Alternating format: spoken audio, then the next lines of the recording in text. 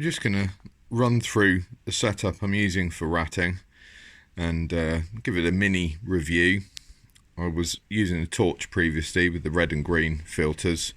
The rats got pretty quickly acclimatized to that and they were getting harder to hit, so I wanted to get something in the budget night vision range. Around about £150 I was looking to spend, which isn't much for night vision. A lot of them are £600 to £3,000, £4,000. I certainly didn't want to pay that for knocking a few rats over. So I found this setup on eBay. It was £120, and it's a add-on setup, so you do need a scope to begin with. So you can see I've got my BSA Ultra SE, and I've got scope mounted on there as per usual, and then we'll go through the parts of the setup here. So the company is Megaorei. I've not heard of those before. They weren't actually named on the eBay advert, but it was the Magaorei 2 the box came in. So you have back here this part which sits onto the back of the scope, and it's just grub screws holding it on. It does come with some camo tape there just to make sure you're not damaging the scope, the housing, making any marks on the metal. And then it's just a case of tightening that down. Then inside here you can see that's the camera, and that's actually a thumb wheel in there that allows you to gain focus on the reticle of the scope. So you simply mount that, position it so it's nice and centered, get it squared down, and then you just dial that in, and that will actually focus upon the reticle. Then we have here the top part, which is the screen, and then behind the screen you have the battery compartment and the on-off switch. And then from here you have power running to the camera, and you have power from the battery compartment running to the back of the screen. And then it also comes with a clamp, and it did come with an IR illuminator. This is actually a different IR illuminator. So the one that it came with it worked just fine, but it had no adjustability. Most don't, you know, it only had the zoom function. It didn't have any adjustability for power. Because I'm shooting in a farmyard and sometimes at very close ranges, I needed that adjustability, because on any night vision, if you shoot up real close and you have a very powerful IR, it will just wipe the picture out and it'd be hard to see. So we've got the screen. It comes with this Velcro, which you can actually fit a hood on. I haven't used the hood yet, but it would certainly be useful if you were having some awkward lighting conditions or something. And then the real reason I chose this setup was because on the back you can see it's got a space for a micro SD card, which I wanted to be able to record the footage off the screen. The adjustable illuminator I found on Amazon. I think it was branded as the Nightfox XB5 adjustable IR, and the IR power just adjusts with the pinwheel at the back, and you've still got the ability to adjust the zoom of the IR on the front to get a enclosed beam or bring the beam outwards. So we'll take a look at the back here.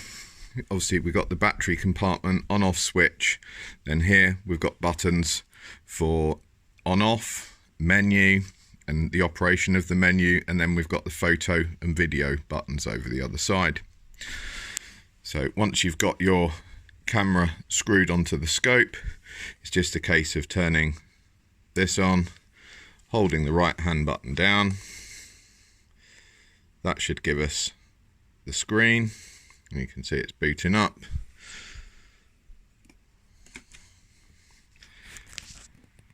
And then on the back here there's actually a button for switching between day mode and IR mode. So we're not going to be able to see much on the screen because unfortunately the camera on this phone doesn't pick things up very well, but I think you can just about see there. We can see some trees just down the end of the garden there.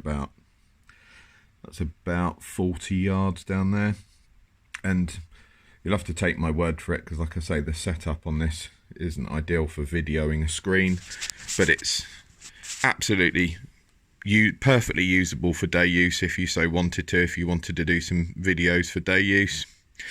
But then you just flick the button on the back there over for the night use, and that switches you over to the night vision IR camera.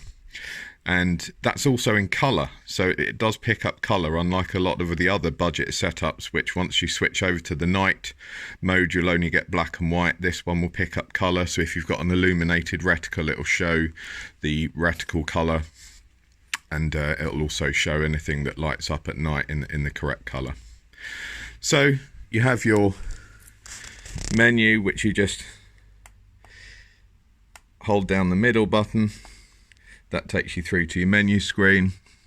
So we've got site click record, recording options, date stamp options, LCD off, LCD brightness, auto power off, language, date and time, format the SD card, default setting, which will just return everything to the default, and then that's just the version that tells you which version of software this is running.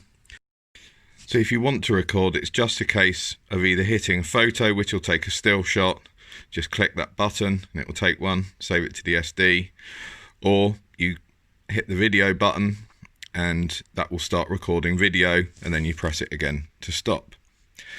And if you hold down those buttons, one or the other, it will actually show you the gallery, so it will take you through the videos that you've already got. It allows them to be viewed in plus or minus speed, or at standard speed, and that's kind of a useful feature if you're taking videos for a blog or something like that and you need to review what you've just shot. The only slight issue I would have, and it's not really an issue with the kit itself, is that when you get these things, make sure you format the SD card on this piece of kit. Don't format it on a computer in a different format. Make sure you format it using this setup and leave it a few seconds. It'll say format and you might think, oh, I can turn it off now. Don't turn it off. Leave it for about a minute to format, and then once that's done, you're good to go. You can start recording. When you then go to your computer, the files will be saved as AVIs, which are kind of an old-fashioned file type, I think. But I just use any video converter and convert them over to the files that are suitable for my phone. So I convert these to a HUA MPEG files which suit my phone, and there's loads of options on that program. It's a free program actually, so it doesn't cost you anything, and you can convert them over to pretty much anything you want for any brand of phone. And then once you've done that, you can upload it all to YouTube or whatever you like. So I haven't really got anything else to add other than this is great value for money. I haven't had any issues with it. It runs on 18650 rechargeable batteries, which don't come with it. But if you go to a vape shop, they're the batteries that are commonly found in vape devices. They're very cheap.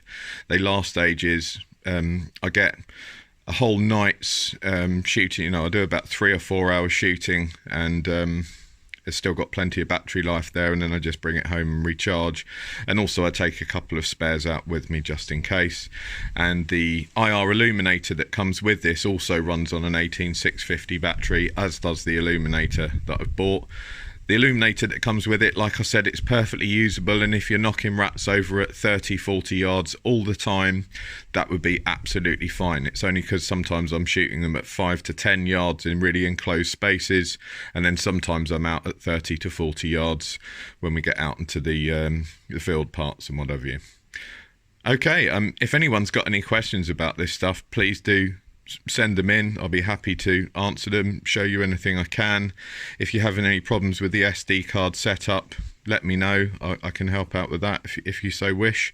And over to some footage of knocking some rats down. Have a great day.